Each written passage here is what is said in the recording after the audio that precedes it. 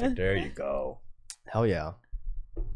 Yes, we dressed up for you. I know you guys. I didn't even realize this was like kind of thing. We were voted GQ's top 10 stylish podcasts. Were you really? No. Sounded believable, right? Oh my god. No. It's the worst place to care about being dressed up podcast. I don't know. You guys tried really hard. You guys tried so hard. It's because Steffi usually is the best dressed out of all of us. For sure. Sunglasses inside. I didn't know you were that kind of guy. This is crazy.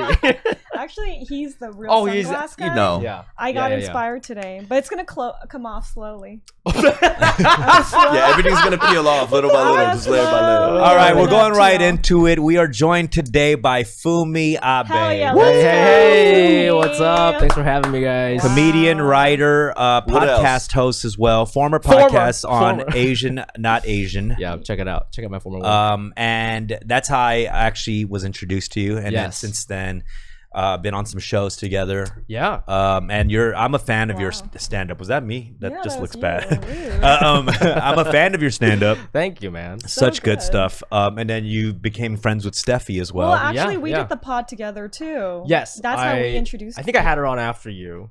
Yes. I remember when I first moved here, you said one of the funniest, one of the funniest riffs. I did your show. Yeah. It was Bobby Lee's birthday party. Yeah, yep. And it was a good one too. You were like, hey guys, that guy has a podcast called Asian Not Asian. It's a competitor podcast though, so please don't check it out. Damn. So seriously, it was so funny. I was like kind of joking, but not that kind of thing. I was dying. I was like, that's so good. Nah, but I mean that there's only a few like Asian like focused podcasts I feel that are good. I think. There's a lot There's of, right. Feeling Not Asian. There's Feeling Asian. Feeling Yeah, Asian. they're good, which is really confusing with the name of your ex podcast. Asian Not Asian. Yeah. I think yeah, it could yeah. get kind of confusing a bit little bit. confusing. Wait, Yeah. there's a podcast called Feeling Asian? Feeling Asian Yeah, podcast. yeah. There's an Asian, Not Asian. There's also Asian Enough, I think.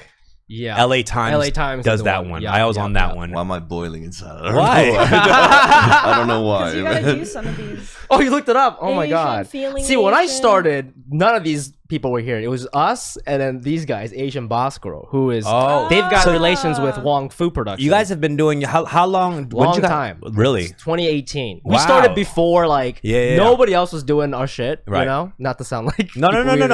Because talk your even shit. when I started, it wasn't an Asian focused pod. Sure. And Yeah, it kind of steered that direction because of like a lot of the guests and because we're friends of mine. I realized, oh, should I have a lot of Asian homies? Yeah. But I do remember you guys were very focused on that, which I thought was really cool. You know what I mean? Yeah, I think in the first couple of years, there were a lot of topics that were like not covered, you know, on in the media platforms and stuff. So we were like, oh, wouldn't it be interesting to talk about this in like a funny way? But you know, those topics kind of run out, so then you start it ends up being a podcast about your lives, you know? Right. And that's why I appreciated it because I felt like right at the time was all these things that we've never really kind of dived into.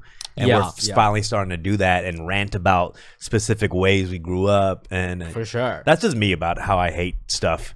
Yeah, I just wanted to clarify too because a lot of the clips people have been seeing from me in the last year or two, it's just been me just complaining about stuff. I promise I love a lot of things too. That was what you were gonna say. As much as what you hate. I just wanted to clear. Yeah, there's things I love. And the things. What do you love? Let's go into that.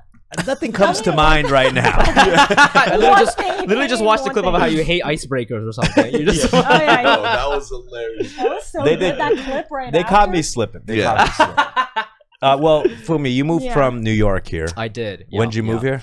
Dude, like a year ago. Yesterday was my 1 year Oh, wow. anniversary. Yeah. Congrats. Yeah. And you Thank came here man. for work? I came here to write for the Late Late Show with James Corden. Yeah. But I had been doing that for a little bit before I moved here because it was like during the pandemic, so I was doing it over Zoom. And then in August of 2021, they were like, "Let's do it in person." So that's why I moved here. Now your boy James Corden is leaving. He's leaving. Yeah, I'm actually not there anymore. I ended in June. Okay. Yeah. So I'm not there anymore. But so you're here for good. I don't know, man. I everybody who comes here from New York, comedian or not, New Yorkers love shitting on LA. Yeah, they do. I don't know why. Yeah. But I just grew up around that kind of attitude. So when I came here, I don't like trust anyone here. I was like, you guys fucking suck. Yeah. But then I live here and I like it. You do? You I like the it. people? I like the people. I mean, not everybody I'm meeting, but like you guys are cool. Like I feel like I've made really good friends here, and we actually hang out instead of like in New York. We just like no one ever hangs out. It's a lot of like let's get coffee, and it never happens. Really, it never happens. But here, people go out of their way to be like, hey, let's get brunch or something. So you actually get to know people. Why can't it just be like we like both New York and LA? Why is it such like a? But see, I don't think LA people hate on New York. I think it's one way. Yeah, that's because true. we're just bitter. That's true. I you're right. New York people hate on LA more. LA is like, we acknowledge that New York is like an amazing city. Yeah, I mean, there's no city like it. Yeah, you know what I mean. Yeah. I only hate on it when people start hating LA. I'm just like, I gotta fight back. Yeah, I mean, but the people you posted on your IG, they are genuinely nice people. Yes, they are. I met nice the other people. comedians and writers that you've posted, and they're like actually nice. Yeah, there are assholes too here.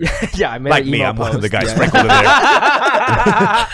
Yeah, no, people have been really nice, and you know, I think when I moved here, I was like, it's just so hard starting over in a new city for comedy, and so I was like really worried about like, oh, can I get on shows? Like, are they gonna accept me? Like, you know, right? Because I felt like from everything I heard, it's like LA's all about credits and stuff, and it's like, I'm not on a TV show or anything like that, you know. But I came with some stuff, and then people fuck with me, so that's been really nice. I know that's like.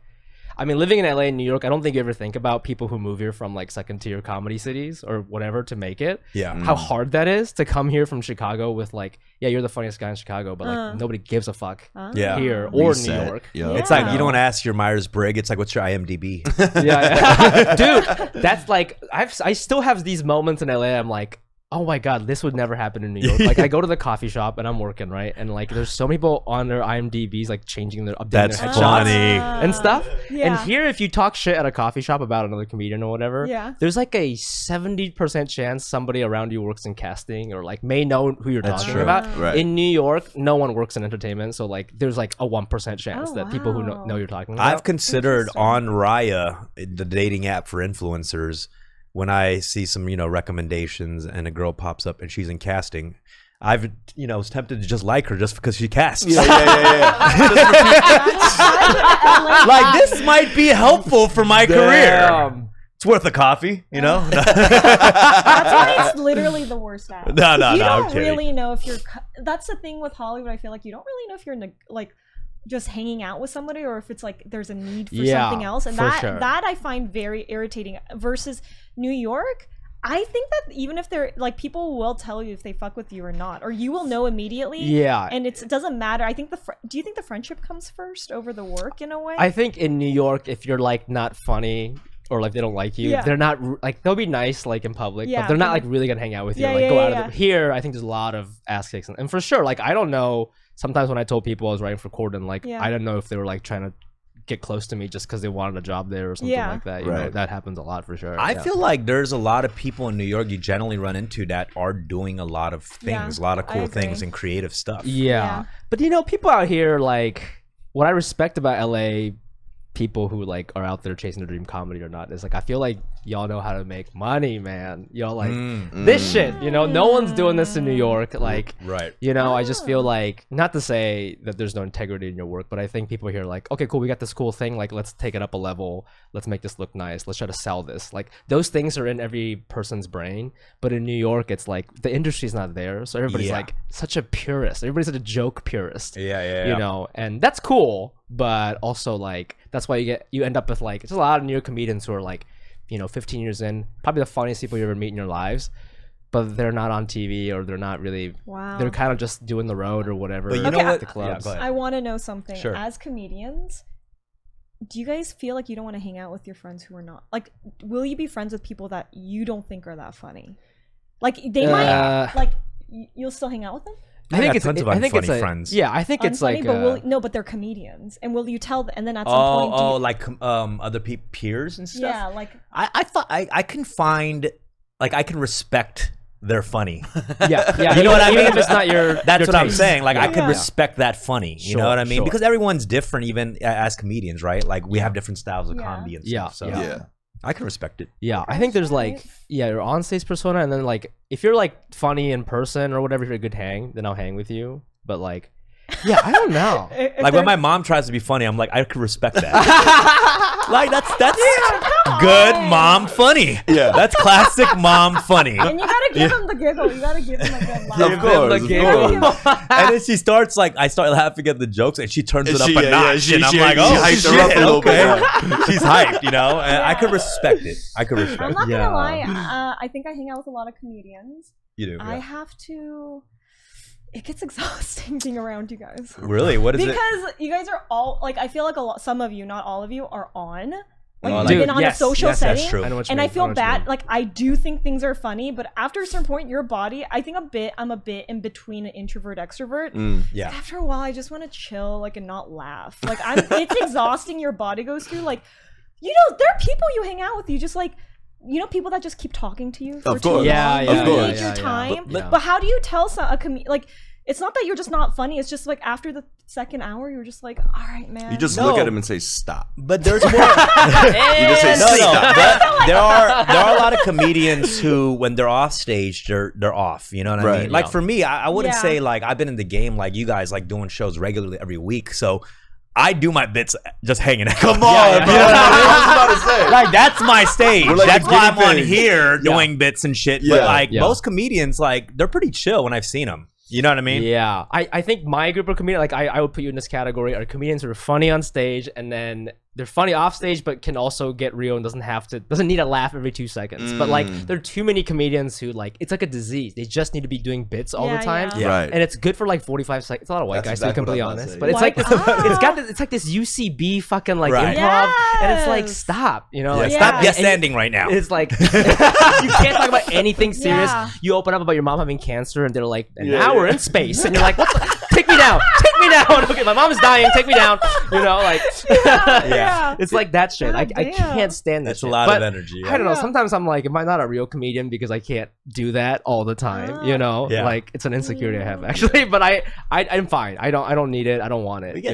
We get tempted sometimes. You know, It's very similar to like rappers with freestyles. You know, the first minute, 2 minutes. Yeah, we get together and we rap. Yeah. But then when it's it goes, far worse, let me tell you. Yeah. But then when it goes 10 minutes in, all the girls leave. Everyone disperses. All the girls like the leave. audience is gone. It's just me Hilarious. and the one rapper. Damn. And we're just trying to impress each other, right? No, Dude. they're very impressed in the first 10, 15 minutes. 15. Oh, we're like the highlight of the party. Yeah. And then But then- slowly they trickle They away leave. from the circle.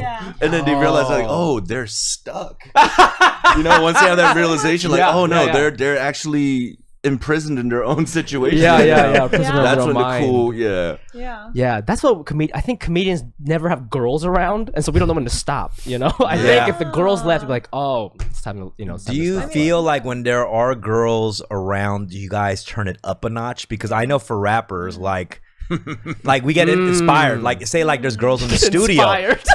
if there's girls in the studio, and because you know like in our studio sometimes it become a party. We'll get girls, and now we're in the booth and we go extra hard. Well, I'm literally picturing you like checking out some girl's ass and being like, right? That's so funny. The bounce. Right. Oh, That's why my Explorer page is the way it is, because I'm looking for inspiration. 100% muses. But yeah, I mean, I'm just saying. funny. I know, like that's being funny is the opposite girls look sex for that. always. In inspires. any field, right? Yeah, for sure. Yeah, I think it's less to do with less comedy, just more like you wanting to appeal yourself. You know. Yeah, like that's true. We take it up a notch. That's a good point. It's the gas. It's just feel good. It's our high. It's our own high. Yeah, for sure. Yeah. Okay.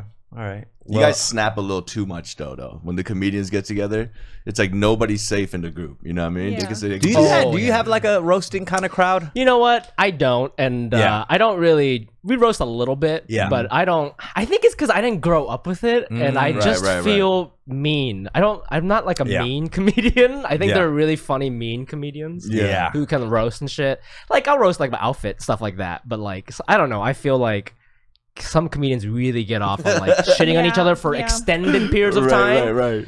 That's my circle. We have sequels. That's We you're have. from battle rap, so it's like maybe. No, but that's how I got automatically into battle rap, is because I loved the roasting culture. Right, I was roasting Really? before battling. You know what I mean? Would you say Yeah, you're yeah, a yeah. comedian before a battle rap?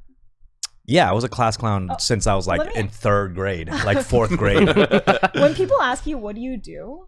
Like a regular person on the street, what do you guys say? Like on your raya. I'm not gonna lie. Usually, okay, like if I was on the Uber, I'd say retail because I don't want to talk. Oh shit! Because I don't want to go into rapping. Oh, where can I check your stuff out? I'm giving links. I don't want to do all that. Well, because sometimes if you say you're somebody, they'll be like, "Yo, you should check my shit out." Right? But that's not. It's not even man. that. Not I even just don't that. want to do the whole exchange. You know, you've seen. Are you in anything funny? Are you? Like, they start asking too many stupid questions, That's a good and question. you're like, and then you start feeling bad for yourself. I usually don't say rapper though. In general, like even with people, I just say like, oh, I'm in entertainment. Yeah, you know. I said entertainment once, and someone said, "Are you in adult entertainment?" And I was like, "What the fuck?" Wow, that's the first thing they jump It does sound like. Does it sound like an adult entertainment? If you say you work in entertainment, maybe it's like you're like an agent. But if you say what did you say? Said it right now, yeah. I'm entertainment. I don't know. Taking your jacket off, and you're like, it is a fun opportunity to fuck with somebody. Yeah. Oh, 100%. It's like I break dance. It's kind of cool. You know what I mean? It is kind of cool if you were a break dancer. Like that's what you would say, right? That I break dance. Yeah, yeah. Or like really? I'm a I can imagine if ventriloquist. someone told me that I just don't. I think if someone told me they were a break dancer, immediately I just wouldn't be attracted to them. Really? I'm not gonna lie. What if they said they're a choreographer though? I would love that. Yeah. See, choreographer sounds like you are because you teach. teaching, you're managerial. Maybe you own a studio. You own a business. You got Break money. dancer. Immediately in my head, I think of like Kabama. Like you're like like That's cool. They're cool. Okay. Yeah, Drag I don't know, him. like, you're still in college. I know. Why are you dragging these groups? No, I mean like you're in college. I immediately imagine like a you see college your student. vine. Like you're dancing working up to like, something, but they're like still a student, and they're like gonna get their like I don't know bachelor's degree and Yeah. like They're practicing for a biology or KSA or something. something. Yeah, No, because you gotta understand, there's back then when I wasn't a recording artist or I was making money off of rap, I remember saying I was a battle rapper. Oh, you say that? I would say, but I was making money off of battle rap. Yeah. And that's just weird. You had to let them know. It is really weird. Like that one does sound a little funny, but it's a full. There's people who battle rap who don't record music. Right. Oh, okay. That's what people don't consider. They always think it's like you're battling and you're battling your way up to like a record Like contract. it's a side quest or something. Right. It's like this. It's like if you remember Cheer. The Cheers or whatever, the documentary, not the bar one, but the documentary on cheerleading that was on Netflix. I did not see that one. That's like so obscure. But it's competitive cheerleading. It's one of Dumb's inspiration. Well, it's like that. It's competitive cheerleading. There's one major competition. After that, there's like nothing else. Yeah. Right. But everyone's like they train every day for that thing. Yeah. So I consider that. There's things like that. Yeah. There's like leagues. They're top of the game for like Rubik's Cube. Yeah, you know what I mean? true. So it's like, I'm a Rubik's Cuber. Yeah. By the way, you know, one of the top Rubik's Cube dudes is an autistic Korean kid. What? Yeah, from Torrance or something like that. Crazy. Town? Why do There's I a feel like there are documentary on it. multiple autistic Korean kids in the top 10? Yeah, I mean, there's That's the vibe. there's Extraordinary Attorney Woo. It's a K drama right now, an autistic lawyer. on Netflix. Check it out. It's one of my favorite Yeah. K dramas right It's now. pretty good. Yeah. But you know what I'm saying, right? There's odd jobs for that sure. you can be. I feel like I couldn't say I was a comedian because I was like, I didn't feel like I deserved to say it for a long time. Wow. Me too. I feel that way. But it's weird because I was making I was making a living doing it, and I still like when people would ask me like, "Oh, I'm like, I don't know, I work in advertising freelance, and then I do comedy sometimes, even though it's the opposite, you know, like Now I don't know, it's like a 'cause you confidence quit. thing. You quit. You had a job, right? Yeah, so I think if you say I'm like a TV writer, that sounds more like cool. But I don't know. I think like saying comedian is like saying battle rapper. It's like, what does that mean? You know, a comedian. It could be right. It sounds like you don't have a job. Usually say like Yeah. I do stand up or something. Like Yeah, for if you say you me, stand up, I never I out of respect for the craft because I haven't paid my dues in it. I never say I'm a comedian or stand up. I just say I do stand up occasionally. Like I say that for myself because I respect the craft. Even you know when I was doing stand up too, like I would never really bill myself as like dumbfounded. I would always put like John Park. Oh really? Yeah, like on You other would people. put both. No, other people shit. No, they would put it, and I would tell them not to put it because I wouldn't want to. You're right. You prefer so if you got a Netflix special tomorrow, you go by Jump. No, I go by dumbfounded, but by that time I would have earned that That title. to be able to yeah, get a say Netflix that. special. Yeah. You know what I mean? I like this the respect thing. You know? I do. I wonder if Yeah, it's an for Asian sure. thing. I feel the same way. I feel like you have to respect comedy, or you have to respect art a little bit. 90 degree Comedy has bow. come with that culture of stand-up. You know, they're always like, "You're not a real stand-up unless you're 62 years old." I know. It's like, Wow, really? that shit is Yeah, really That's discouraging. when you find your voice, man. When you're 60 years in. You're not a real comedian unless you become a 65-year-old Caucasian dude. It's like, God damn. Yeah. Oh man. I mean, they've always kind of like, made it that way that you've had to be in it Yeah. for so long. Yeah. But Yeah. I'm like, nah, I've seen young ass For sure. motherfuckers that's Dudes. funny as shit that are Yeah. prodigies and shit. Like, For sure. How long have Yeah. you been doing comedy? I'm like 8 years in, maybe almost 9. It'll be my 9th year in January. When did I you think. quit your like your other job? Your full I worked in advertising from like when I was 22 to like 27, and then I went part-time. I asked my boss to cut my salary in half but keep my insurance, and then I did part-time for like a year or two, and then I think 2020 is when I fully quit, but I was still freelancing because that's when Corona happened. Right. So I just wanted to make some extra money. So I was working at Comedy Central making like TikTok videos and shit for like a year. And then that ended. I was unemployed for 1 month, and then I got cordon. So I quit in like 2020 is when I fully quit. But that was even hard for me to do, man. I don't know. Did you have a side hustle coming up in rap and stuff? Like, always. It was so hard for me to let go of that job. I think Yeah. it's just because like stability and I didn't want to walk dogs. And well, shit, you my know? shit was like the side job that I always had was so shitty that like it wasn't like hard to walk away from it. Yeah, you yeah, could go yeah, back yeah. to an entry level job. Right. That's how I felt. So Yeah. to me, I feel like it's harder when you start getting a good job Sure. Yeah. to transition into your passion. Yeah, I was gonna tweet this other day, but I feel like no one would get it. I feel like modern day Asian American comedians, not just stand up people on TikTok, internet comedians, I feel like more than half of them always have ex-Googler written in their bio. Ex-Googler, like they What all does that work at mean? Google. Yeah. They all used to work at, that's like their whole personality is they used to work at Google and like now I dance or whatever the fuck, you know. I feel like that's what Asian American comedy is, just putting ex-Googler on your fucking bio. You know what it is? It's the adult version of being a nerd in high school and then going into college and doing hip hop dance. Yeah. But it's like I worked at Google. Now I'm an influencer, I know. so it's like a big But transition. there's a part of them that I think is flexing the Google, which I think is so funny in comedy. To be like, I do this, but I also used to make $300,000. You know, like I don't have to be. I don't know. Yeah. I don't know It's if so it's funny a to me. flex. Maybe it's more of a flex that like I left this well-paying thing to That is the make biggest this flex. jump. It is. You know what I but, mean? Like, It's like- it's so funny because I think it's still shaped from parental pressure. It's like, you know what I mean? It's like, 100%, this is for all the moms following me, all the Korean moms following me. I used to work at Google, so I'm a good boy, you know? Oh, that's hilarious. That's actually fucking true. Yeah, because no one else If does you were it. just straight up a comedian versus you had a stable job before and then you got into it, I give you like 10 extra points. Like I'm like, ready, let's go. Because I know if you've put that worth ethic in, Yeah. gone to college probably, I'm like, okay, you might be a comedian, you might not be doing well so far, Yeah. or whatever. I'd be like, wow, this person is gonna make it. Like I give the extra points. I gotta ask you as because right now I feel like there's such a renaissance of like Asian comedians. Yeah, there really is. It's Especially on the huge. West Coast. It's crazy out here, man. Yeah, now we have like our big Asian stand-up stars. Yes, sir. Who are And we good. and Yeah. then we have like the indie and then the all like it's huge. Yeah. Like how do you feel about the state of is it interesting too because there's a lot of also similar experiences that get talked about on stage. Yeah, that's interesting. I feel like whenever I see like a newer comedian, there's always a moment where like, oh, I used to have a joke like that. You know, it's like, oh, I did that in my 20s. I don't. There's not necessarily like a competitive nature because I think I'm just older than them, so Yeah. I don't talk about that stuff anymore. So it's like you can have it. I like to think that like I'm not gonna say my shit was hilarious back then, but I think it was unique enough that I haven't seen anyone do like the exact joke. Yeah. Right. I'm not saying it was good. So you I'm felt just proud of saying, yourself. You're like, I had at least Yeah. a different.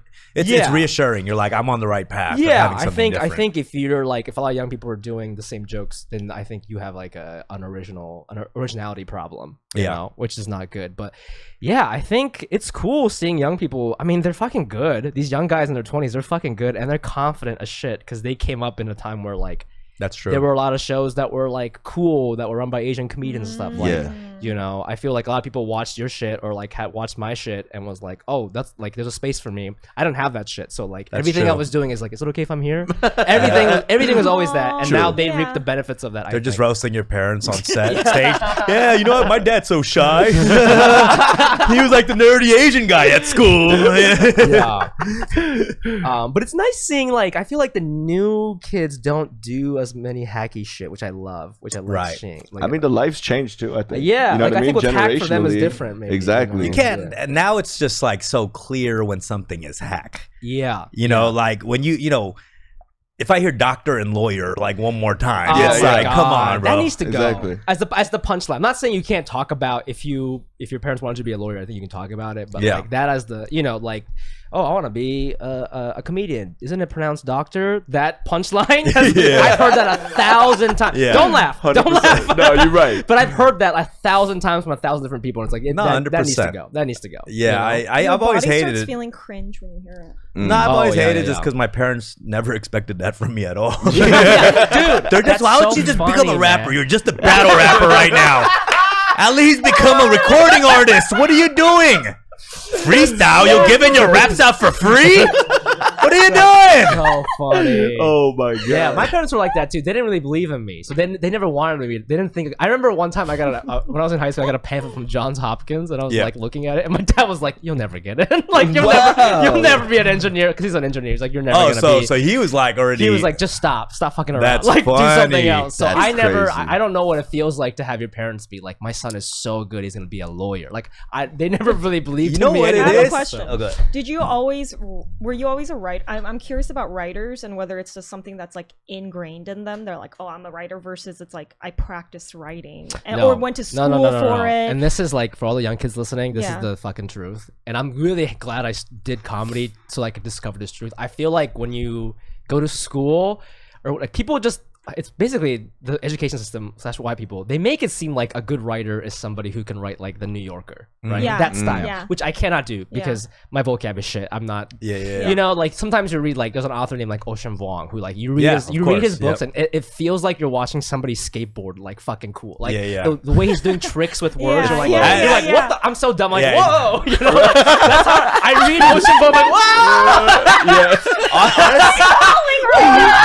I do feel like writing like that, Ocean, like it's like it's a different thing. It's like magical. I don't know how people do that shit. You know what I mean? Like me, at least, like I have the format of like it has to rhyme at least. For sure. It sounds alike. I want to hear. So I used to think that's what writing was, and like, bro, my SAT writing score was so fucking low. I was like, I'm never gonna be in the humanities. I'm always gonna be in math and sciences. That's what I always thought. But then like you start comedy, and you meet people who are like people who come from not necessarily like Ivy League backgrounds who are like writing on shows and stuff, and it's because they have like amazing ideas and they don't necessarily have to write it in that New Yorker way. Their shit is real, it's funny, and it's relatable. And to me, that's what makes a good writer, is what is your point of view? Like, tell me something, like make me feel something. And you can do that through rap or music or comedy. You don't have to write in that. Doesn't have to be eloquently written. Doesn't have to be. But I'm not saying it's not eloquent just because you don't use these SAT words. I think it can be eloquent. Like a lot of rap is. Like rap is, I think, has always been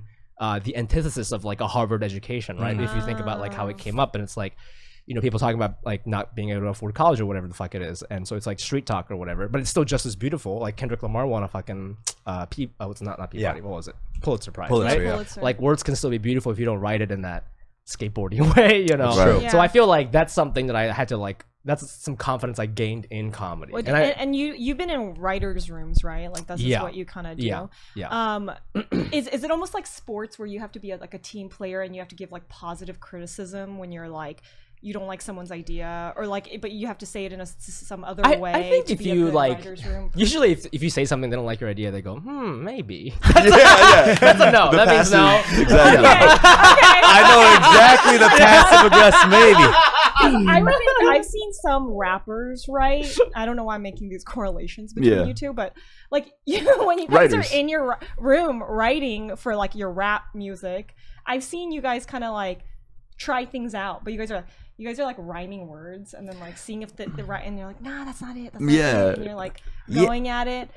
But you could have a friend, but you only go to your friends who like you're good at writing. It is a lot of like pulling back from your ego, you know, for sure. and that's how you work with people in general. Yeah. But the more you pull away from it, the better you're gonna make a song or a story or whatnot. You know, when I get a good suggestion in a studio too, like I'll take it.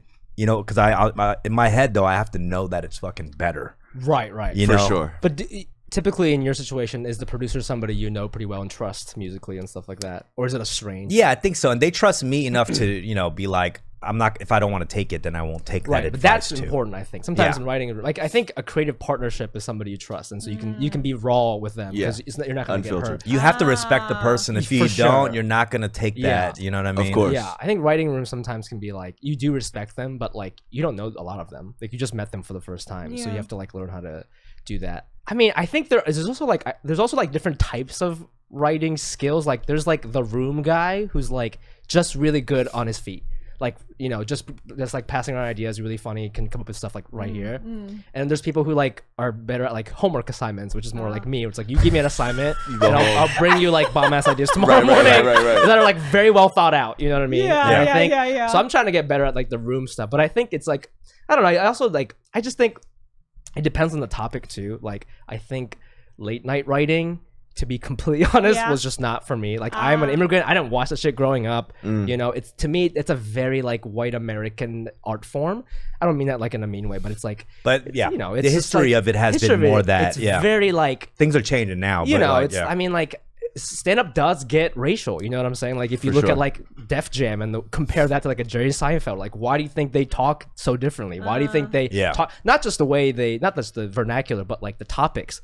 You know, why is Jerry Seinfeld talking about stop signs and fucking Bruce is talking about whatever the fuck? You know what I mean? They like, you know, they talk about like their lives. You know, and I think it's because like certain comedians grew up in a certain way, they can afford to talk about a stop sign. Other people are like, hear my story. And just because I'm an immigrant, I just gravitate more towards like real shit. And again, I think late night is cool. I just think it's like, I think some writers can really do that. The people we were talking about who won't stop doing bits. I think they would be amazing writers for late night. But I think like, you know, I think all of us, if we named our favorite shows, I don't think any of us are going to be like Jimmy Fallon. You know what I mean? I think it's like a completely different thing. So I only have 30 Rock to reference like what writers' rooms are like, and they all look it's kind of like that. It's kind of like they're that. like dumbasses on it, which I love. They are dumbasses, but like in a good way. You know? Is that pretty accurate? Like how they are? Yeah, we're all that's like. What I fucking love about 30 Rock is like imagining like this is what's happening in these. I like spitballing in writers' rooms. Like I'm like the opposite of you. I'm the guy like someone gets excited. I'm like run with it. You know, like I don't want to do the homework. You're an ideas guy. You're great at ideas. And you have writers and other people to write. I'm not I'm not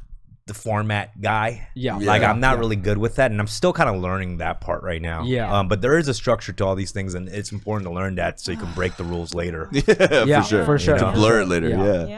I've always learned, like I've always started breaking the rules before I learned them, and that was a big mistake. That's why like you go back to your old stuff, it's cringe. Like fuck. Should have learned the rules first. Rule breaker, huh?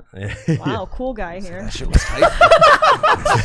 Okay, Stephanie. Wow. It's not that cool. I break the rules of writing. Dom is like opening up. She's like, okay, cool guy here. I was gonna ask, you know, one thing about, I think for me, I started getting to stand up a little later. I've only been doing the last like maybe 4 years or something, you know, and not like consistently here and there, but like the tough part for me is like in my 20s, I went so hard in the scene of it all, like going out every night, drinking, and like being in the mix of it all. And it's hard now in my mid 30s going back. If I were to, as I'm doing more and more comedy, and I'm going to trying to do a show, 1, 2 shows, 3 shows a week, going out in these bars and being in that environment until late. I feel that. I think physically, I mean, I'm 32 now, so I feel the same way. I do think things have changed. Well, 2 things. One, I think that what you're describing is more common in New York because we don't have to drive. So the first thing I noticed when I moved here after shows, like nobody hangs out. So I haven't been able to make like a ton of friends at comedy shows. Like, I usually make friends at parties or something. Yeah. But like in New York, you hang out after a show if you had a good set and you got a beer or something. Yeah. And that's how you make comedy friends. But here, like, everybody goes home immediately. Well, because it's confusing. You got to start thinking about where the next spot is, and that's fucking annoying. Right. For sure. There's usually not a bar. There's Right. this, And you like, got to easy drive, thing. so people don't want to get wasted. So there is that. I also think it's changed since the pandemic. I think before the pandemic, a lot of you'd have to hang at shows, right? Like show face. Right. So people remember you're top of mind. Yeah. But like now it's like nobody, with TikTok and shit, like YouTube, podcasting. Like, Yeah, that's true. nobody's fucking hanging, dude. You don't want to be that guy who's hanging. You want to grab a the- juice? The show face is all on these social media. Yeah, Well, yeah. I It's just you think have to like if you have continuously time be- to like show face, unless you're friends on the show and you want to go support, by all means go do that. But this whole constant like go hang and maybe you'll get booked, and like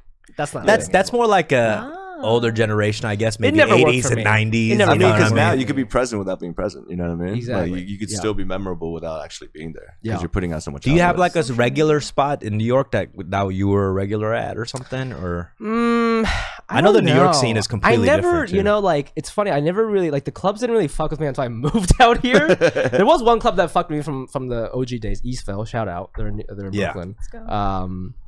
But yeah, I think I was like, I've always been in between like the club and the alt scene. So I never had like, some of my friends have had like a home club or like a home. And the thing is, you can't have like a home alt show because they're not going to book you every week. You know what I mean? So I think I just kind of like, I don't know. I was just kind of everywhere. A lot of the bar shows. I mean, I've been to the same bars over and over again, but they're like different shows run by different people. But Yeah. like Lower East Side, East Village, that's sort of like where I came up for sure. Like Yeah. McDougal. New and- question. You are part of this alt, like, sorry. No, this go ahead. I was alt- about to like, say. cool to me. What These is are like alt? kind of like these cool kids of New York. Oh, that's really nice. of like you to say. alternative comedy. Alternative comedy. You haven't seen like Like real alt-right. He's an comedy, alt-right man. comedy. Alt comedy. Yeah. Invite, White power, invite for me sure. out Him and Kid to Rock. these things. Yeah. Jim Brewer, him, they're in the same circle. Yeah.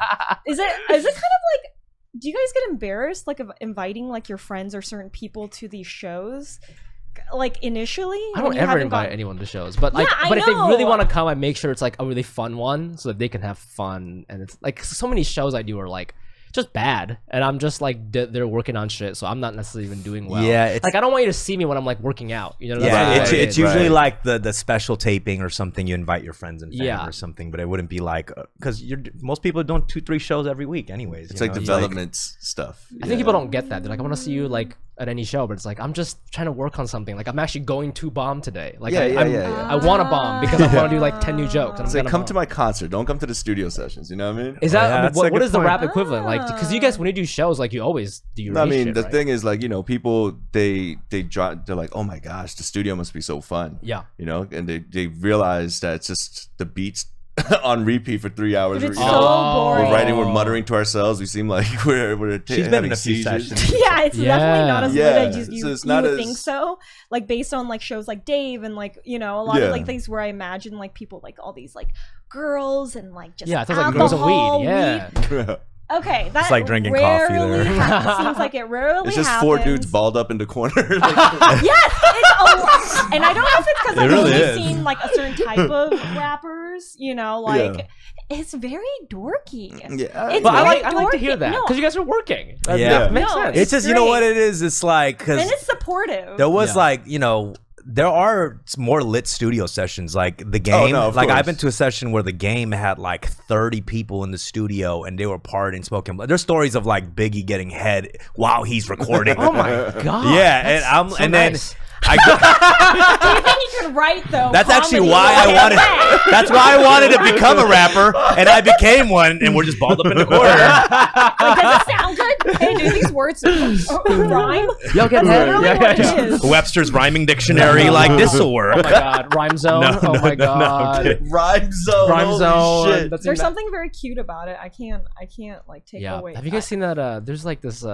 I think it's like an X-rated Japanese game show where like they do karaoke while somebody's doing a hand job. Yeah, I'm yeah. sure you've seen that. No, is this Oh porn? yeah, I've seen clips it's of a that. hand job funny. karaoke. It's so funny. No, it's just a Oh, Japanese game show, yeah, which yeah, is yeah, not even yeah. considered porn. It's just Yeah, like a it's on daytime TV. family. Wait, what? No, I'm kidding. Yeah, it's so good. But I Yeah. wonder if we Write can do that this for like down. rap or comedy. That's problematic.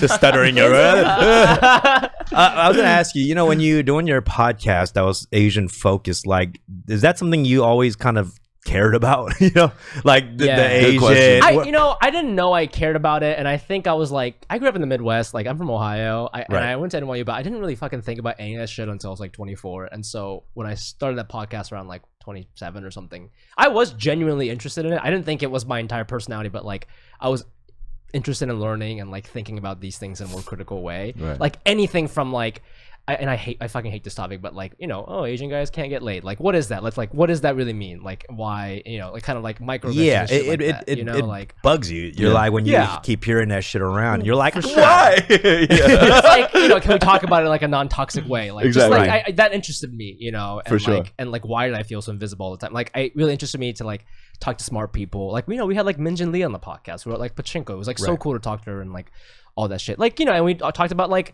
when we had her on, we talked about like the Zainichi people in Japan and stuff like that. It was cool learning about like Asian history shit, you know? But I think I just did it for 4 years, and it's almost like I just called it like graduating. I was just like, okay, this is cool, but like I'm getting so sick of these topics now, you know? Right. And I think like the podcasts are tricky because I think when you have a specific angle, it catches on pretty early on, but can you do it for 4 years? Yeah, you run out. Right. But everyone's not going to be a banger. You know? But I think when you have a shoot the shit podcast, I think it's hard for it to like to give reason to like for another person to listen to. Like, why would I listen to that? Because there's so many podcasts like that. Surprised.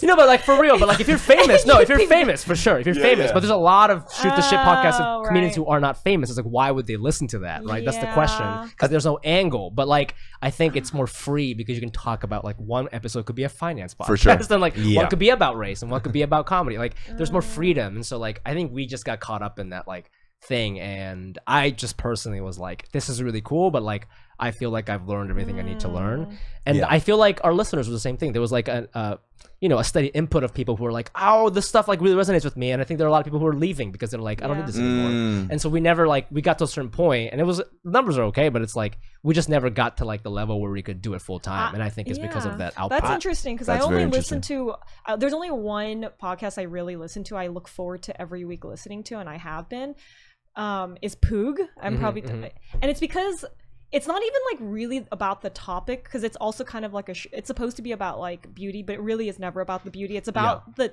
two comedians on there. It's just how they talk about it. It's almost like what you were saying about like being a good writer, like that one, whoever that guy was. It's just like they're just so good at speaking, and it's like fun to watch two people banter that you're not used to like listening to. Like it makes you feel smart. You like, you have some smart friends you're hanging out with. You know? I genuinely do the pod just for myself. I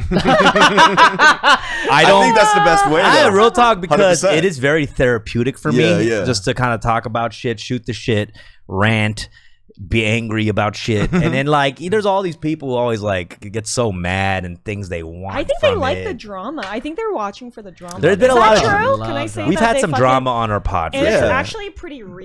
Like real fights, like messy drama. Oh yeah, we've had some messy drama. We've had some. That's the thing though with the podcast. I don't think the repeat audience is not for topics always, you know? It's just you guys. It's relational. They know who we are, and also even when they seem like they're giving us hate, they enjoy being able to just communicate anyway, you know, and reach us. For sure. So that connection. I just don't, you know, like we don't have crazy listenership. Even the YouTube videos, it varies sometimes. Sometimes we'll get like a K-pop dude, it's like 200K views, and then like 5K for one. You know what I'm saying? But I can't take mad people serious, because sometimes a K-pop interview, there's no substance even in the interview. I know, that was, it's like that was our problem, is because my favorite episodes were just me and Mike fucking shooting the shit. And if I could do it again, I think I would just keep it like that. And we could still call it Asian and Asian, but it would just be about our lives. It would sometimes be Asian because we are Asian, but like, you know, but I think, sometimes we'd be like, we got to get these guest listeners, but then you get on and you're like, oh, you're not interested. You know, it's like, it's tough. Gosh. It's tough, man. Yeah, we have a lot of different kinds of, I think, Asians in our little co-host group. Like, if you've noticed Alex, the intern over there. Let's go. He's a very rare kind of Asian. Alex, why don't you introduce yourself to Fumi? Hey, what's good, man? I saw you at Outsco at Netflix. Oh, hell yeah. Yeah. Nice to see you again. Did you enjoy his comedy, Alex? Oh, fuck. Okay, so Alex here. You like the Blasian joke? You would, man. You like porn. Yeah. So Alex here is, we have a segment where we call Alex's Ancient Asian Almanac, which he just shares like a Asian fact from like years ago, because he studies he does Asian studies, but doesn't speak like English, Korean. But if you go into his house, he has like Korean artifacts there, like an old war flag. Oh my god! And it's pretty bizarre. Yeah. What are you, second generation Korean? Like your parents were born here. My mom was born here. My dad came up when he was like 3. Okay, so I think that's the most interesting thing. Like, I think that's a good backlog. Like, to be like, okay, this person is like, I don't know that many Koreans like that. Most of the Koreans I know were like born here. Like my friends were born here, but not. Yeah, but he is born here. No, I know, but his mom was born here. They're both like the parents. I know both Japanese speak like people like that, but I don't know. There's a long history of like. Is your parents speak like fluent English and stuff? No. I'm like not. So on the West Coast, there's like the whole Japanese American. Right. We're expats, so we all came together in 98. Oh wow. Yeah. So we had a Japanese community, but like we all spoke Japanese. A lot of us moved back within 3 to 4 years. Like we didn't really fuck with the Japanese Americans. Like what other Asians did you grow up with the most? We're not Christian. You're too white. Did you grow up with a lot of Koreans? Huh? Did you grow up with a lot of Koreans? Who'd you grow up with? So like what Asian group did you grow up with? Well, there weren't a ton of Asians. There were Koreans. I don't know. There really. He said it's mostly white. It's mostly white? Columbus, Ohio. Ohio, honestly, it was a tie between like probably Chinese, Korean, and Japanese, but because there's a Honda factory in the middle of Ohio. There's a lot of expats. Right. But you know what's so funny? There were Koreans, but a lot of them are associated with this like weird church that owned a bunch of Japanese businesses. What? I think it might be the one that the guy who shot the Japanese prime minister. No. So he got shot, right? You know about that. Yeah. He got shot by this guy whose mom is part of a Korean, the Moonies. You know about that? The Korean, the cult. The cult. Yeah. I didn't know anything about that. So his mom, the shooter's mom, lost all her money to that cult, and he was like, and Prime Minister Abe was like sympathetic to them, and his father was Prime Minister Abe's father or grandfather was also a prime minister, and he like let them come in like the. Whenever, so that was the motive. It's really weird. That was the motive. It's like you fucked up my family. He's a crazy person. But anyways, that church makes like the majority of their money from Japanese things, like Japanese businesses, the country, all over. And they had a grocery store in Columbus, and we'd go to it because it was the only one. Right. But I heard that was owned by people affiliated with that church. So the Koreans were like that. Yeah, they were like that kind of Koreans. They were sounds like, mobby. It was interesting. Yeah, I mean they were fine. They didn't do anything to me. But like my mom would always be like, they're in that church. Who are your favorite? Who are your favorite Asians after Japanese? Oh man. Shut the fuck And your least favorite? Yeah, I was about to say. I went through phases for sure. Let's go. Don't cancel me. That's the best answer. I went through phases. I fucking love that. Like in the 90s, they were up there, but in the 2000s, they really phased out of my list. That's fucking You know, when I awesome. didn't know a lot of Asians, I felt like the media has you believing that like Koreans are up there, you know? The media, like what? Like shows, pop culture stuff? Well, just like growing up in Japan, like K-pop shit was already popular. Like K-drama was already popular in Japan and shit. And, you know, so it's like there was like on a soft power level, there was some sort of respect there. But does the pop culture make you necessarily like the ethnic group more? Yeah. Oh, yeah. I guess so. That's sure. the whole point. Yeah. Yeah, I mean, I think right now I'm going through like a Viet phase. I like the Viets. Yeah. The Vietnamese people. Why do you say it like that? What do you mean? Is that sounds so for some reason? It's like them spring rolls are really hitting right now. I think it's because I like just hung out with a Vietnamese guy for like so long, Right. like Mike. You learned a lot about the culture. But I like them because they're little how do I say this without sounding racist? Eccentric? They're little like you know what I mean? They're They're little, go-getters, you know what I they're mean? little like they'll like fuck you up. You know what I mean? They're a little raw. They're little, you know, they're honest. I like them. They're real. And it's like they're there's a fucking realness real. to There's a it. realness Yeah. to it. Yeah. A lot of them go to jail out here. It's crazy. You know, Yeah. I like that. yeah. I like that. The ankle bracelets. I I mean, when I was growing up, Vietnamese get a gangsters, high off Vietnamese gangsters were like the craziest. Like I really think they're very in touch with like who they are, and they don't really give a fuck if they're not really popular in the mainstream. And I kind of like that. I feel like, interesting. yeah, Koreans. I like them. I feel like Japanese was really popular at one point too, because the culture of like everything. I mean, they still are anime and all that stuff. I think like once you reach a certain level, like you're always gonna be like in the zeitgeist. You know what I mean? Like I think like Japanese shit will just always be in the zeitgeist. I don't think we're like really hot right now, but like anime shit, clothes, like certain, you know, like Japanese people are into like they like really rule like random industries. Like I didn't know like, you know, at least in New York, vintage bikes are really popular. Like a lot of Japanese brands are really popular, so they like had that. Like they're really It'll like, always be very like fashion shit, like really specific fashion shit. You know, every white person I ask, where do you want to go to in Asia, or they love, it's always Tokyo. It doesn't matter. It's almost like cool. They think it's like that's cool true. to say that. Most non-Asians want to go to Tokyo. But I will say though, I think what's cool these days is that Southeast Asians are getting some more love. 100%. Yeah. Because even as a Korean, of course I'm proud to be Korean, but I'm like, yo, let's like trickle some love to these different areas. You know what I mean? Because we've got enough bangers right now. For sure. Yeah, for sure. Like let's throw some more different Asian shows on Netflix right now. God damn, that shit is just filled with K-dramas. Yeah. How do you guys feel about like, I know, you know, K-dramas, yes, it's Korean, but it's not like, it's Korean. And do you ever feel like, oh, I want to see more like people like me who are like Korean American, who like, you know what I mean? Like, I know a lot of my Korean friends are pumped right now because like K shit is in, but part of me is like, because I feel that way when like Japanese shit is in, I'm just like, yeah, but like, that's people who live over there. I talk about that shit all. It's not a representation. It's like, do you feel happy? Like, I think it's cool, but it's like, do I feel like that's mine? I think about that shit all the time because, you know, every time we talk about how being proud of everything that's going on right now, they don't realize that's just shit from Asia. It's not here.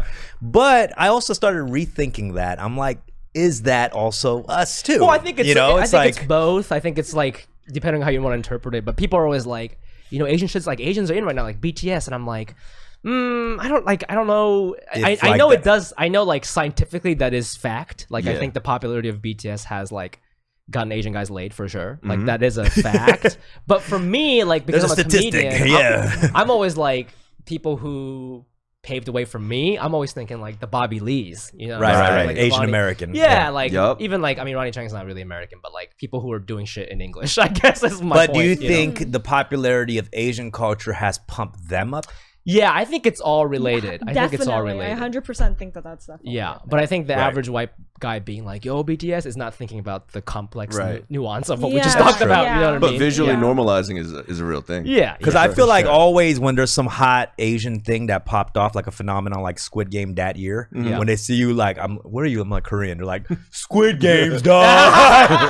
The year before was like, Parasite, dog. You look like a Squid Games character right now, bro. It was like, whatever that hit is. Right. Yes. That's your ethnic group that year. Yeah. Like I was Parasite American that year. Parasite American. Yeah, I was Parasite American. I don't know if this is wrong to say, but back to your question about, you know, seeing Asian American representation, I don't know if that appeal would be there.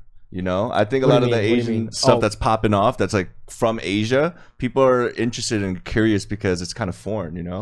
I disagree. I think like, yes, that shit's cool, but also like you think about a show like Pen 15. That was so popular. And she talked about her Japanese mom a lot. In a way that was, I think, very relevant to me and you guys as well. Just because like her, you know, they kind of spoke like Japanese and English and like, I don't know, like that shit was mainstream, I would say. Because it didn't even have that much to do with race. It was a mix. No, it was just her. It was her. It was her experience in the same generation we grew up in. So that was easy, and it was nice to see that she incorporated truthfully, it felt very truthful to her Japanese side, but it wasn't like a forced thing that was like, oh, we got to talk about this as like in our life. That's what we're initially, you know, that's the shit I gravitate towards. I don't want you to like spoon feed me. Just do your thing, and I'll know what you're talking about. Right, exactly. Gotcha. Oh, so good. Yeah, I think all those like specific experiences are relatable across the board for everybody. So the more you lean into it, like people can relate it to their own lives and experiences. You know what I mean? All right. Hell yeah. Well, let's take some calls then. I want to say that was like one of the Wait, best. did we skip his game? Oh, yeah. Do you have a fact for us, Alex? Alex's ancient almanac. Boop. Next week I'll have one. Okay, you don't have one for us? Make one up. Dude, you had so much time to prepare. Just make one up real quick, Alex. Do you even care about Asians? All right, let's take some calls on Discord. Hit us up on the Discord link. Talk to Fumi. He's an Asian American expert. Hi. In the field of this field that everything we're talking about right now. He's been interviewing Asians since back in the day, just 2018. That's back in the day for Asian Americans, by the way. We're not getting interviewed back then. I was the first one to do it. Okay, let's talk to Two Changs. Two Changs. A very Asian American handle. Oh, I like that. Hello. What's up, bro? Hey. How are you? Yo, what's up, guys? What's Hi. up, bro? Yo, Fumi, I'm a huge fan of yours, man. From shit. back when you were doing a podcast. Oh, hell Asian yeah, Not Asian. man. R.I.P. But thanks for listening, man. Yeah, dude, it straight up got me through the whole the beginning of the pandemic, because that's when I found you guys. Oh, word. You hear that? Fuck you guys. Hell yeah. Keep it going, Two Changs. Keep it going. He started listening to us when you fell off. Oh, God. We're replacements. Wait, hold on. Wait, I can't. I can't hear you guys. Hold up. Oh, he didn't hear none of that. Okay. It was I a hot thought we were riff. killing It it was a with hot the riff. riff. Yeah. Oh, shit. Oh man, the audio is super weird right now. That's Oh, you. shit, the intern. Oh, there you go. Okay. Yeah. Cool. What's on your mind, bro? There it is. He heard you. Yo. Yep. All right. So I straight up called in just because I wanted to ask Rick a question. What's up, brother?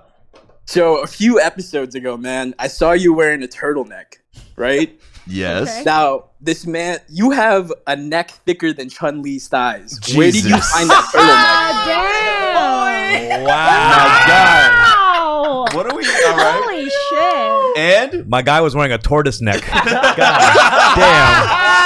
Jesus Christ. turtleneck? No, that's a real question, dog. I got a thick neck too, man. I gotta shop where you shop. I love how it's not a question. No. That was not even I've got a question for you. Fucking, we all fell for it. Yeah. Where do you those get are one-off turtleneck. You know what I mean? You get gotta cut them off. alterations When you go home, you have to the scissor back them is off. fully open. Yeah, 100%. Who had a cast and crew neck. Yeah, it's a little cauliflower situation. All right. What's is there any question for real or That no? was it, man. That was it. You want to get so that that roast, was bitch? that was it. I just wanted to get the roasted, and plus I missed you guys. I haven't called in all year. Yeah, My man. God. Oh, we haven't talked to him in a while. He calls in all the time. Yeah, that's Exactly. true. Well, thanks Yeah, for it's calling, been, bro. Thanks for listening, man. Appreciate you. And Sure.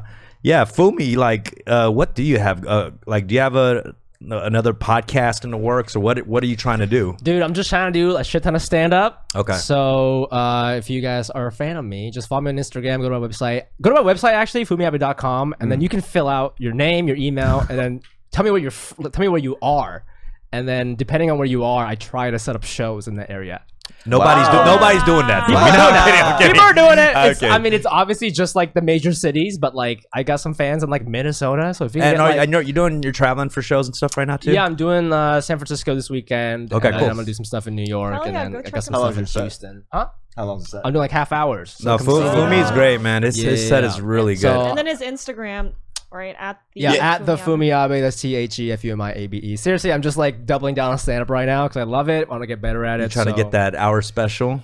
Dude, I don't even think I want an hour anymore, man. Do you watch an hour of stand up? That's true. That's a good point. I'd say 30 minutes. If I'm gonna do an hour, it'd be like 30 minutes with like some sketches or something. Is something you know what I mean? you Like, think that's yeah. changing in general? Like, you think the special is going to be shorter or what? I don't know. I'm like new school, man. I'm like, I think change is great. I think 30 minutes Yeah, is fine. that's- You know what I mean? that's An true. hour, bro. An hour. Now you're That's a competing good against point. movies. I didn't even you think know? about that. Like, You're right. I do zone out a lot. Like, Yeah. it's nice to if you could hold on to an audience for half an hour straight. I also That'd be want to great. like. I love it when I watch a clip or like a set on YouTube of a comedian I like, and I go, oh, I want to see more. You know, but Yeah. with Yeah, an hour, yeah. I'm like, ugh, like, Exactly. like so Overkill. Dude, it's too much, man. Watching comedy shows and just watching like, too much stand up after like an hour. You love it though. You went to two yeah, shows but back to you know, back. I'm not gonna lie. Like after that, I was like, I think I'm good. Yeah, with that's why I comedy left for like the- mid show. I can't watch stand up. I think for the most Really? general public, when you talk to somebody about like, oh, inviting him to a stand-up show, Yeah. there is like a dedication. Like, you're like, Yeah. okay, let's do this. Yeah. It's like like a a sermon. sigh. It's like a sermon. Because it's funny, but Yeah. but it is like you're sitting there for a long time. Yeah. It doesn't Absolutely. even matter what level you're at. Like even if you're the best comedian, no one wants to. Like I just don't think people. It's a have stamina thing. People have stamina, is, so and it now has we're, to like, be in like this- 90 minutes or less. I think. We're used to like social media shit, like TikToks and like 10-second things. It's just like I think it just added to that. Yeah. So we're just like we don't have Even movies, like, can you watch 2-hour movies without like just taking a little break? I mean, you know, like sometimes I go to functions and parties, house parties, and they got like a magician walking around. When a magician comes up to me, it's like, "Can I show you a trick?" I'm like, "Fuck, hurry up!" Make it. I'm sorry. What parties are you going to? And I already know That's literally never happened. The trick is gonna be 3 minutes, but I'm like, "All right, wrap it up. Come on, let's see it." Oh, that's not my card. Okay. Take 177. What's up? You're on the air. Hey, what's up, fellas? Can you hear me? Yep. Yes, sir. Hey. I was watching the episode a few weeks ago with you and Esther and Dave in Korea, and it just got me thinking with Jay's soju, with his one soju. I was wondering if soju or even like makgeolli, you think that could ever be like go mainstream in the States? I homebrew makgeolli at home. Yeah, I think Just give me an idea. Damn, you homebrew makgeolli at home? Dude, there's so many people that have makgeolli companies here. Did you notice that? Like every Asian, like last week I met this girl and she was like, "I'm starting a makgeolli company." It's like it's very popular. My whole thing with soju is like it's an enjoyable drink where you can take shots with a group of people and run through the bottle really fast. Yeah. Not like tequila, right? Yeah. Because that shit's strong. You're not gonna take a shot every fucking minute. Right. Soju, you can actually do that and eat and stuff. So if you enjoy it that way, I think it could be popularized, but not like when you're making mad cocktails with soju It's all too the time. sweet and people care Because about that. I'd almost have like rather my cocktails with some other. What does it mean to go mainstream? Like, do you mean like you want high schoolers drinking at parties? Like, is that? It's the new Four Loko. Lemonade, Mike's Hard Lemonade. Yeah. I see like Korean teenagers coming up to me. Do you mind getting us a bottle of soju at the 7-Eleven? Sick. That'd be sick. I'm like, God damn, I'm old as fuck, aren't I? Oh my god. Let me get a White Island of soju, please. Yeah. Damn. I guess what I mean by mainstream, like, you know, like the latest trend right now is like the hazy IPAs. You know, White like Claws, all that, yeah, maybe some of those, like, you know, just being a staple at like an American bar, not at like a K-Town or like Korean It could restaurant. be. I mean, I shit's think changed. it could, yeah, You for know, sure. now I think about it, I think the size of the soju is kind of awkward. You know what I mean? Like what he's talking about. Is it a shareable? Is it a personal? I think if they switch it up, maybe make it bigger, like an actual liquor bottle. You know what I mean? Like you know, that's- That's not a bad thought, actually. yeah, just because, you know, when you get one, we like to drink it like how you said, with fellowship, you know. But a lot of people who just get it, they just take it to the head. It's Lord of the Rings vibes. He always has wording like this. He's from the church. We see it. You know, the communion has to happen. So Yeah, that's, you know, that's interesting because the whole concept of like a bar, what you're describing, is like a Western thing, right? Because even like you take something like sake, which has more global recognition. I don't think people are ordering sake at like a cool bar. You know? It's like at a restaurant or something. That's or it's true. in your food, or like sometimes it's in cocktails. So I don't know if like. Yeah, I don't know if it belongs in that Western. Vodka made it. Vodka's like a. I mean, it But is. isn't it a Russian or something? It's Russian, I It's guess. Russian. Yeah, I don't know. Like Sake can make it. mainstream would have to mean that people would have to make like a gin and tonic equivalent of it, and that people are ordering all the time, whatever. That We have to is. see some key figures. Like Khaled has to be drinking it on his IG stories. Yeah. We got to see a couple of key figures we need to make this happen. Pitbull could do it. Come on. Mr. Worldwide can do it. 100%, man. You know, we just need a few, but no one's really like vouching for soju, right? I haven't seen a big celebrity pop it out. That's so interesting. You know, Yeah, that's fucked up. Actually, There was a TikTok that went viral, right? Or a girl, like this black girl's like drinking soju, and it's like super cheap. They found Did it out go that it's, viral? like- yeah, it went viral, and That's like cool. apparently everyone started ordering a soju or going to the markets and getting soju. So. do you think like because you mentioned the size of the green ball, right? Yeah. So it's yeah. like this. I think so. You're supposed to share that. Right? Yeah. I feel like the American person would misinterpret that and just drink it 100%. solo And get fucked up. and maybe but like, and I remember like I've been like, if I walk around Japan, I always see a white guy drinking a family size beverage in Japan is like, it looks like a milk carton, but it's like this big. Yeah. You know? And Yeah. he'd be just drinking it by himself. He doesn't Right. realize it's for a family. right. So I feel like maybe if we just let them do that, then maybe it could be a thing. Because I think Right. like you're right, it's too small and like, Yeah. They need to you know. turn it into a 40 ounce. Right? Like, that's what it is. Yeah, dude. All right. That's crazy. Thanks for calling. Thanks Take for the one. call, Let's move Take on One. to Little Mouse Tron. What's up? Hey yo, What's up? Whoa! Hey. Hey, shout! A great voice always. Oh, it's a girl. Oh, okay. Yeah, always a I was great. a young boy. Yeah. I was like, 3-year-old you kid. got kids on here, by you? I'm dead. Our demo's crazy, I'm bro. dead. What's up, Lil Mousetron? How are you? I'm pretty good. Great interview today, everyone. Oh, thank you. Thank you. I had a question for Fumi, but also like everyone, I guess. Has there ever been a time in the writer's room or like in the studio where there's just a moment of like cultural disconnect? Like you're like, this would be a funny thing for the mom to say, and all of the other writers who aren't Asian possibly are like, what are you talking about? Yeah. I mean, so the example, I mean, like I didn't write for a narrative show. It's like a variety show, so it's really more about like writing jokes based on what's happening in news and like Current sketches events. and stuff like that. I don't think there was like the example you gave. There wasn't anything like that, but I will say like, you know, it's a apolitical show. So like if I wanted to do something that involved the word race or like black or like just anything, like the white people freak the fuck out. They don't do it. You know what I mean? So like it didn't even, unfortunately I would have loved to like fought for my joke at that stage, but it didn't even get there. You know what I mean? Like they're very focused on like, and this is just their strategy. They're very focused on like middle America white soccer moms. So they don't want to think. They want to just do goofy shit. Right. Colbert is like a different show. It's the same CBS network, so they do more political shit. But like on Corden, they were like, let's just be singing, song dancey. So like it's all like jokes about how like look at this tree that looks like a penis in Germany. Right. Like it's all that. It's all that. You know? I also think obviously there has been tons of shit like that in writers' rooms, but also like people almost are too scared to now a little bit to go into anything where they can kind of just throw it in the wall. But my problem a lot of times has been like, say I'm working on a shoot and I'm like have a makeup artist or a costumer that I'm working with, like that's like a white lady or something, and we start talking about like my background and shit. Yeah, and it's like they always have to like mention something to have a conversation or something relatable. Yeah. Oh, like my boyfriend taught English. Or like Korean barbecue. Yeah. You know? Say it. Yeah.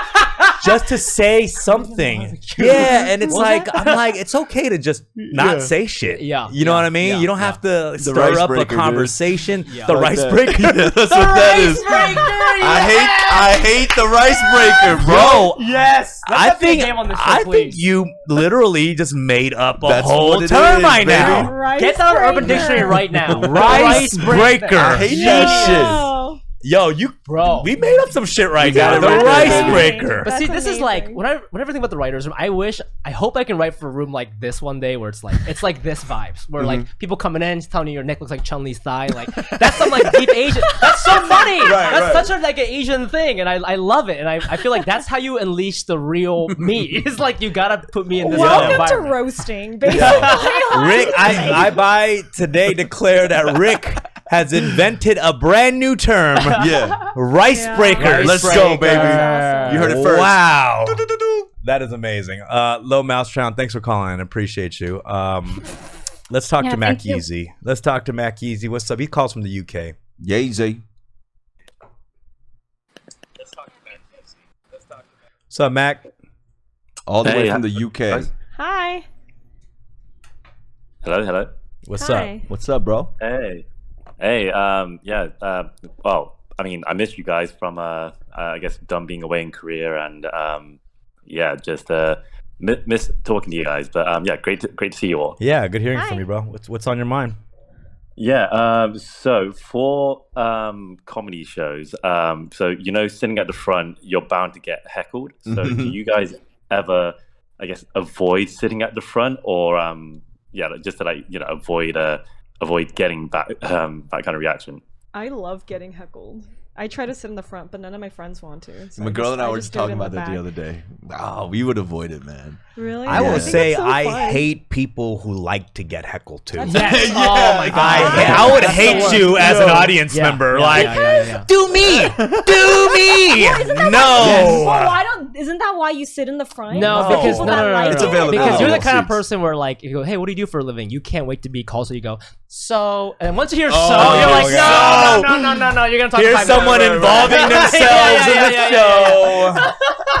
We just want people to be normal. Yeah, this is regular. Shitting on, it makes me feel loved. No, no one likes that. It just reminds me of my childhood. I just want to Just be regular. Just enjoy the show. Don't try to participate. I'm not a heckler. I don't go up there and heckle. It's different. Yeah, but you don't know when you're heckling. But there's a facial heckle too. Like even if you don't say anything. No. It's the energy. You want it too much, and it's not gonna work. I know I'm a great comedian listener because I'm always just laughing in the front. I get super high. I sit there and I listen. Okay, and I laugh. That's it. That's all that's necessary. Mac, are you a front seater? What are you?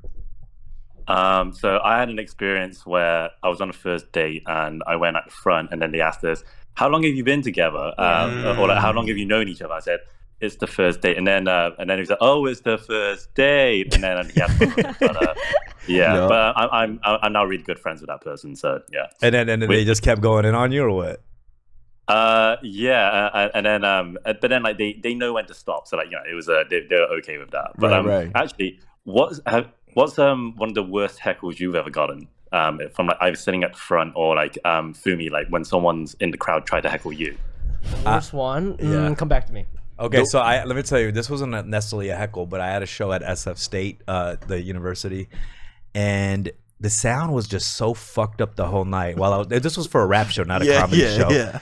I was getting pissed. I was like, "Yo, can we fix the sound or something?" And then the girl who's the student running the sound and was like, got on the mic on her end. It's like, "It's not the mic, it's you." I got so mad. I was like, "Fuck you! You know how long I've been doing this?" I started taking it personal, so I looked so bad. I just dropped the mic and I ran off stage. But I just looked like a little bitch, you know what I mean? Because I folded. I was like, as a comedian, I like watching comedians melt down like that. Because when they get insecure, they start listening to credits. See that? I've been on MTV Decoded. You know? No, because she was like, "You got to hold the mic properly," and I was like, "I've been doing this for 15 years. I know how to hold a goddamn mic." So not funny. Like this, like this. Yeah. Oh my god! That should have my blood boiling. Oh my god! Yeah, at a rap show, the worst heckle was the silent one. Just when they do this. Oh, what? That's wild. I was at a church one time. It was a church performance, and it was a pastor. Okay, it's a church. Back like this. Okay, first of all, that's a church, bro. Yeah. Like that's the usual demographic for a rap show. For sure. Trying to relate. Going to Sunday service. The adult service. I know exactly what you're looking at, like a old 60-year-old lady. I'm like you guys. No. You're like, "Mrs. Kim, you're not hip hop." So funny. I don't think I can't remember a heckle, but I remember one time I was doing so bad that this girl in the front row, I saw her like looking up how long it would take them to get home on Google Maps. Oh my god! And I was just like, she had that thing, and then she slipped over to Uber, and I was like, spotted it. Yeah, you saw that purple call it out or what? I think I was too young. I wrote a joke about it later on. Your crowd work is great, by the way, too. Oh, thanks. I mean, it's like, I've been doing it a long time. But speaking of bad heckles, this is something I like. I think I heard of. This is something that happened to like a friend of mine when I first started comedy. It did not happen to me, but it's the funniest fucking heckling story I've ever heard. It's they were doing like a black room, and it was a comedian. His name is David Shine. Yeah. Black dude. He was doing a black room, and he was bombing. So he was bombing like really hard, and then he got off the stage. Yeah. And then the host was like, "All right, guys, give it up one more time for David Shine." And someone in the audience goes, "That dude didn't shine tonight." You see, like, wow. I'll say right now, that's some shit, like, that's funny right now, but if you were there, I know. That's going to kill, like, 10 times hard. That's what sticks. The audience said that. The audience. Yeah. That's fucking. Yeah, that's like a story that went around the New York comedy scene as, like, a cautionary tale, like, oh, shit. That's like a moment, like, when Jamie Foxx did that whole conscious. You're conscious speaking, that kind of bit, you know? Like, I remember getting hit by some racist shit when I was, like, in 5th grade. My teacher, I was, like, standing up, and I was, like, a class clown running around the classroom. He was like, "Jonathan, park your ass down." Like thinking back, that was kind of like, okay, it felt like a little offensive, but now I'm like, that would have killed. That would have killed in like a comedy room. Yeah. Oh my gosh. All right, let's take one last call. Thanks for calling in. Yeah, this is who should we take? That's Vincent. Why don't you just get somebody on, Alex? That's Vincent. Yeah, that's Vincent. Is the last. Let's just go with last Vincent. That TS That's Vincent. Vincent. Darwin. Hey. Okay, Darwin. So, Hey, how you doing? What's up, man? Hey, man, I've been listening to you guys for the longest time, like dumbfounded, like from the very start. But I just haven't been calling in just because, you know. Well, before that, can we do a Minority Report? Absolutely. let's explain to him. Minority Report. This is where we guess the ethnicity of the caller, and it's not problematic because they asked for it. Let's have him say a sentence. The sentence is, "Damn, he didn't shine tonight." Damn, he didn't shine tonight. Tonight. Is that Irish? Australian. Australian. Yeah. Wait, we're not going by. Oh, you can. I know. I think it's Chinese Australian. Chinese I Australian. was about to say that. That's crazy. Okay, we say Chinese Australian. We say Chinese Australian. Damn, you guys hit the nail on the head. Holy We're shit! so good. We're so As a group, good. Fuck yeah. We're so good. That's fucking. Minority Report by Asian or not Asian. Beautiful. Your percentage went up. That's crazy. crazy. You were nailing that for a while. I was, and I fell off. Yes. What's your question, baby? So, you know, first off, Rick, I know you've heard this a lot, but I want to congratulate your performance in Parasite a few years ago. Which character you talking about? Because the main character looks like dumb. Let's be real. Yeah, why is everybody going so hard on Rick today? Like, I look like a fentanyl dealer from fucking Southeast Asia. That's why. What's up, bro? Yeah. So, got a question for all of you. Yeah. Have you guys ever had a Tim Tam Slam before? Oh, what'd you say? Is it a sandwich? A Tim Tam Slam. Oh. Yo, come on, bro. I know a Tim Tam is like one of those cookies, right? Those like sweet like wafer cookies. Oh, is it? Oh, it's a food. No, Tim Tam Slam. No, it's like a chocolate from Australia. It's like really popular. Okay. And what you do is you bite the ends off on the chocolate, and then you drink milk. You use the Tim Tam as a straw. Oh yeah, milk. And it kind of softens it up. Yeah, yeah. That shit looks good. Yeah. I've seen it. You should send it to this address. Yeah, yeah.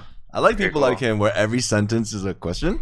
You know, is that an Australian thing? Yeah, is that an Australian thing? Australians do that. Yeah. No, I think it's just because I'm too nervous. Oh, okay. No. I'm not clowning on it. I like it. Sounds nice. Ah, nice. Also, just one last question. Sure. Rick, that song, AZN Foods. Yes, sir. Bro, my favorite song. I listen to it every day. Thank you, man. Did you catch all of them? Yeah, I caught all of them. Oh, I didn't catch one of the Korean ones. I forgot what it was. It was like the I don't know. It was in Korean name. I tried googling what it was, and like couldn't get it. If nobody's heard the song, check it out. It's actually amazing. Him and his partner Jae Young does an A through Z with Asian foods. I love that. I think that was your idea. Didn't you give us an idea? I told you should do it. Yeah. Well, thank you, man. I appreciate that, brother. All right. Hey, well, guys, thanks for calling, man. Thank you. All right, let's wrap it up. Fumi, thank you for coming on the show. Yo, Thank you so awesome, much for bro. having me. This was like one of the funniest podcasts I've ever done. Really? Yeah, it was so Hell fun. We yeah. vibed. The segments were good. And I already told her too before you came. I was like, "Yo, I already know Fumi's gonna do great because he's had a pod. He knows his Asian." This is the first. I feel like this has been the smoothest conversation I've heard us have. Ever? Like, Yeah. you have really.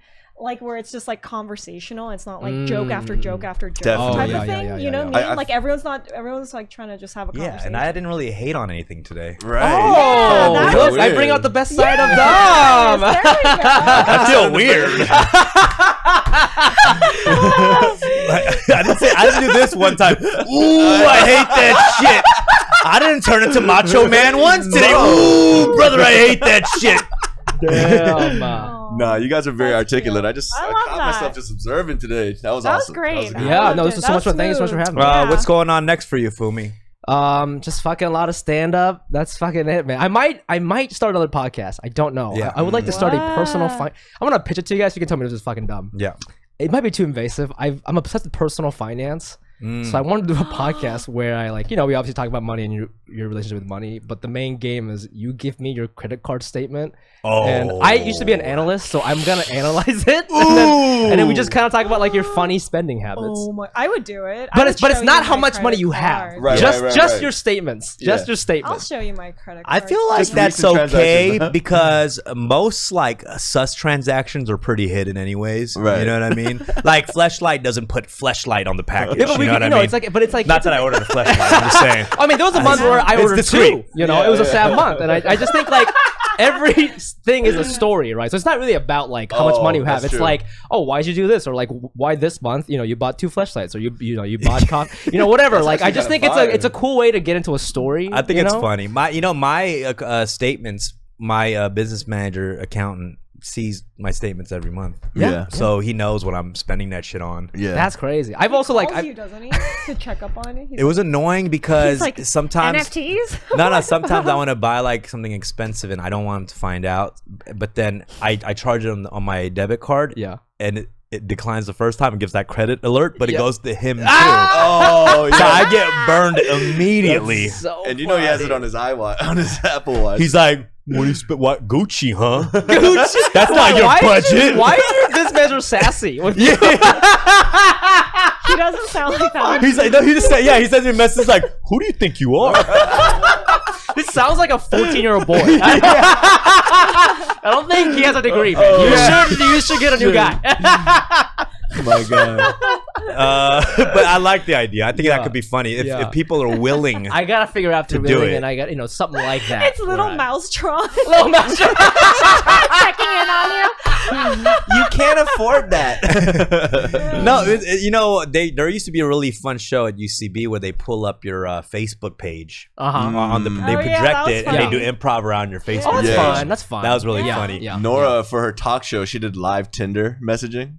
That was so that's fun. Yeah, she'll do it. She'll project it and then swipe right, and they'll start talking live. I feel like I'm too embarrassed to show any personal sides of my shit. You know, like, have you ever gone to? I've done this. I've gone to a bank, and then the bank teller recognized me. It's like, oh, dumbfounded, and then go right into our transaction and knows my full balance of my checking and savings account. I'm like, this is my other account. Yeah, it's not really. It's not my main joint. It's not really. Merch kind of slowing down. It's not really my. Yeah, that's embarrassing as fuck. Yeah, for You sure. gotta write that into a TV show. Yeah, for sure. Such a funny scene. Last week, I was trying to get an extra discount. Like, every year you're supposed to like ask for an extra discount on like for your internet or Spectrum or whatever. Yeah. I called them and the guy like Twitch streams and he knew who I was. On the phone call? On the call. And he was somewhere like in Ohio or some shit. Damn. And I was It like, was me. God damn. Is that you? You guys both recognize it's a Fumi? I've been watching you. He had my info, like where I live. I was like, God damn, I don't know what you do about that shit. That is now. funny if someone recognizes you. I mean, that's Yeah, highly you don't know. possible, Bro, I but guess. how does Drake go to the bank or whatever? Drake? You're right. Like Yeah. everybody, like, because they like hello, and then they just know all about you. That's Yeah, so it's true. true. I guess you have to just have somebody You have a else take personal care of that something. for you. Yeah. That's All right. crazy. Well, All right. Yes, sir. Fumi Abe, you can check him out every weekend in some Los Angeles comedy Yep. club. Yep. Check out his Instagram where he's traveling across the U.S., hopefully international soon too. Hopefully you'll see a special online. Yeah. If you're not familiar with his comedy, I suggest you go into his Instagram page and check out some of these like 1-minute clips. They're fantastic. Yeah. Thank you for bro. coming. Thank you, Anytime, thank please you. join in. Yeah. You know, And that was you incredible. put on a lot of other, like, because you're a part of this like indie and you just know a lot of people. I feel like I've found other funny people through your Instagram account. Okay, Like, well, don't do that. Stay on my page. But yes, thank you. Yeah, for sure. I fuck with a bunch of people, and then I try to, we all try to help each other. So please, you throw your own check me shows out. too. Dude, I'm trying to bring it back, but it's like so hard to fucking find a venue in LA, and I'm like, dude, I can like bring 100 people, like let me do this thing or whatever. Yeah. But it might be happening at Hotel Ziggy soon. I might. Okay. I'm talking to them right now about doing it like in their little event space. That'd be so. fun. I'm trying to bring Yeah. my stuff back too, but I'm having the same problem as you. Yeah. Actually. It's crazy, Yeah. but it's like I can bring the people. Like this is, I don't know Yeah. what the deal is. Here, but Exactly. anyways. Build it. All right, guys. Thanks for tuning in, and we will see you guys next week for another episode. And we're closely approaching our 200th episode, trying to plan something special for that. That's a lot of Stay episodes. tuned for that 200. one. That one's gonna be a hot one. That's crazy. Yeah. That's We're going to have a special guest, right? I'm trying to get like someone we'll see. really, really special for the Yeah, 200th yeah. episode. Okay. All right, y'all. Okay. See you next week. Peace. Bye. Bye.